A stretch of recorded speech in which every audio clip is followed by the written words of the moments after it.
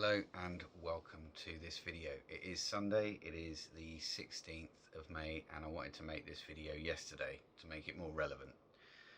It's a follow-on video from the Orwell's 1984 WhatsApp coming soon video that I did, or I think it was WhatsApp Orwell's 1984 style coming soon.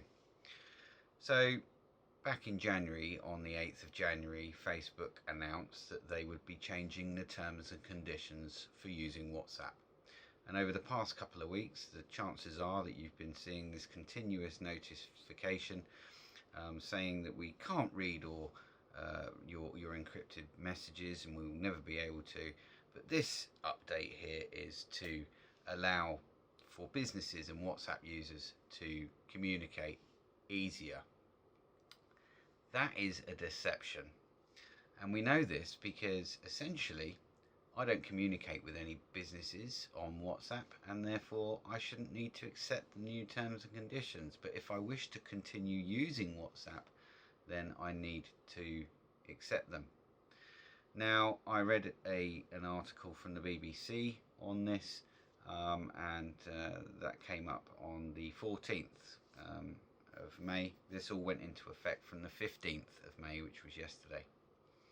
And it was saying that the frequency of this alert to accept the new T's and C's would increase, and those who didn't accept it for about a week or maybe even 2 weeks after that, WhatsApp would then start to deteriorate. So you would find it difficult to make voice calls or video calls, and you'd start to lose some features from the app, which is interesting because they're forcing you into it, aren't they? They're forcing you into accepting this new upgraded.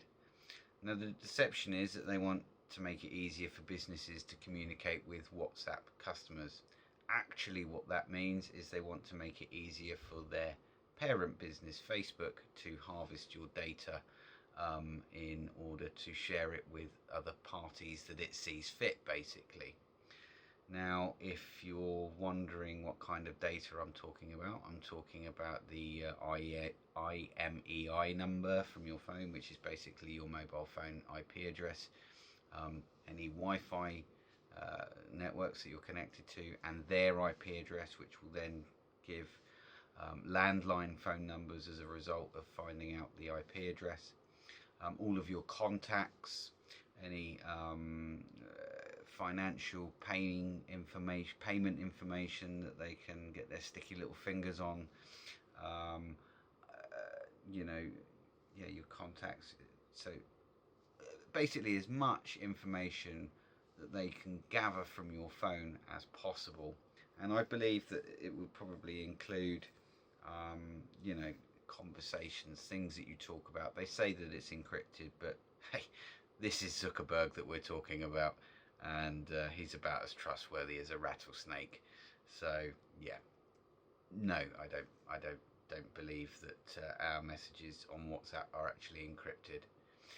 So essentially, for the past 21 years, you're probably wondering why they want to harvest all this data. Well, for 21 years or thereabouts, people have been uploading their life to Facebook, to Twitter, to Instagram, and other platforms that have come and gone over that time, and they want to continue harvesting as much data as they can about people as possible, basically so that they can fundamentally build a little bit of a digital prison around you, so that if you're only communicating with people on these platforms, then you have to adhere to, say, like the YouTube community guidelines or Twitter's community guidelines. It's always community guidelines. You don't want to be seen to be offending anyone, and then you'll get a little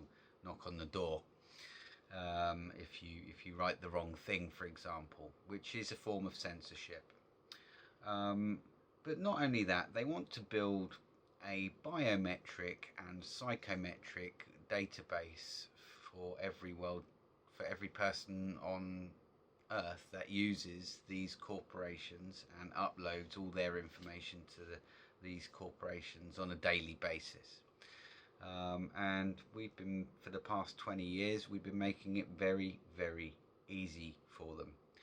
And I would suggest that we start to remove these corporations from our life, because if you have any regard for your basic human right to privacy and a private life, then you should really think about removing these corporations from your life. You don't need them. So what are the alternatives? You've got Signal, you've got Telegram, which is one that I use, and then you've got good old-fashioned texting, of course, which you can't really harvest a lot of data from a text. They can probably read it, not a problem. Get your phone number, maybe a IMEI number, but you know, they're not going to be accessing all of your contacts and all other information that they can probably gather from WhatsApp.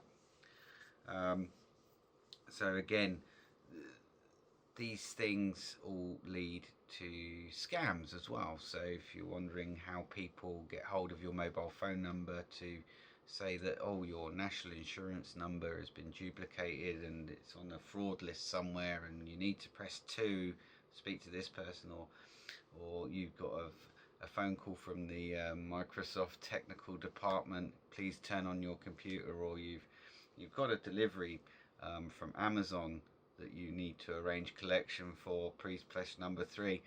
These are all scams, and there's thousands of these scams. If you're wondering how they get hold of your details, or your landline number, your mobile phone number, it's because of big corporations selling data to each other, because somebody offers to buy some data that benefits the person selling it, and then that corporation will try and its utmost to try and scam some money out of you. That's kind of what we're dealing with here. So if you don't want further scams in the future, and you want a quiet life, and you regard your right to privacy, and you disagree with this 1984 style state that's emerging, where censorship on YouTube has become absolutely outrageous for certain topics, whereas you can watch a girl shooting her gun instructor in the head, for example. That's fine. Or you can watch animals eating people. That's fine, or being attacked. But yeah, that's not harmful content apparently. Or you can, you know, YouTube often actually shows you adverts which are really quite inappropriate for youngsters, you know, that might be on YouTube. You know, got some really strange programming, I like to call it, going on there. So don't fall for this deception. The best thing to do is actually remove WhatsApp from your phone. That way they don't have access to all of that data, and they can't share it with Facebook, and then Facebook can't then share it with anyone else, and that should then slow down the rate that you're going to get scam phone calls and texts and landline phone calls. So anyway, if you've enjoyed this video, please hit the like button. It lets YouTube know that you want to see a bit more content. I just try and broaden people's perspective a little bit by giving them information that you might not actually get or understand, why all these updates happen all the time for these different apps, and why government says, oh, it's best to keep all your apps up to date, because they are literally building this biometric and psychometric database for everyone, and that's all part of the Five Eyes security network, and yeah, basically understanding everything about each and every one of us, so that they can control us easier. That's unfortunately the game here. Anyway, like I say, if you've liked the video, hit the like button. If you want to subscribe, please do. Thanks to everyone who has subscribed to me.